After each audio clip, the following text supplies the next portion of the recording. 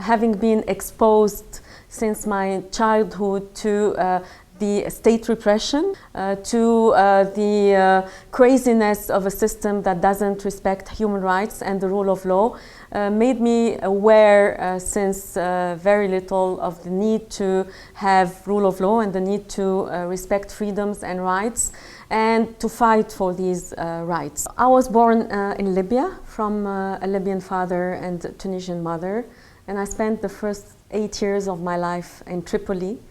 Then my parents decided to leave the country because it became unbearable with the repression from Muammar Gaddafi, who was ruling the country at that time. And we moved to Tunisia. And I spent, my whole life, basically my, let's say, adult life in Tunisia until I was 30 years old, did my studies there, and then I moved to Italy, where I did my PhD. Then I did law school and became very interested in international law and more specifically in international human rights law. And slowly I started working, like in international organizations that are related with human rights. For example, my first work was with the International Committee of the Red Cross.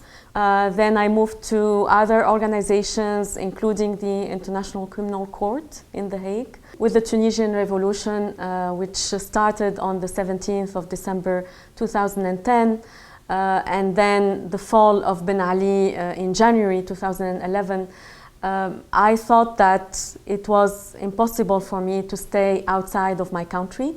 And I decided to go back because what Tunisia was going through at that time was a very important democratic transition. It was building the foundations for a new state, for a new form of governance, and I wanted very strongly to participate in that movement, in the building of a new system.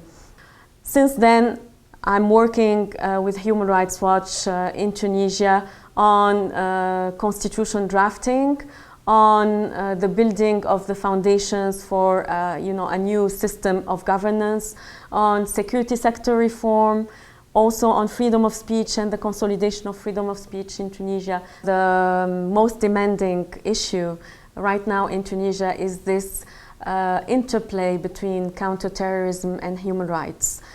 Because there is a lot of misunderstanding and manipulation around these issues, not only in Tunisia but elsewhere in the world, and you can find parallels also in the United States, in France, etc.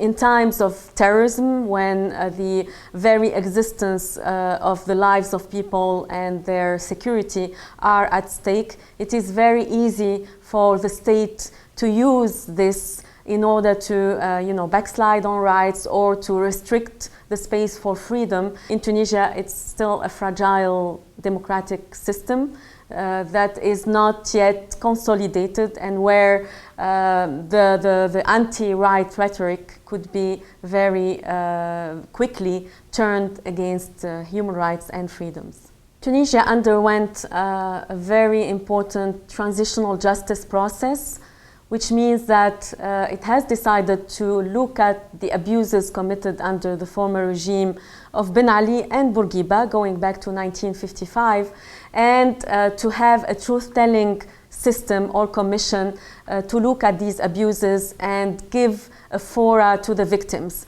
For the first time, these people who have suffered torture, mistreatment, arbitrary arrests, arbitrary trials, will be able to speak up and to tell the truth of what happened and to confront the perpetrators who have committed these crimes.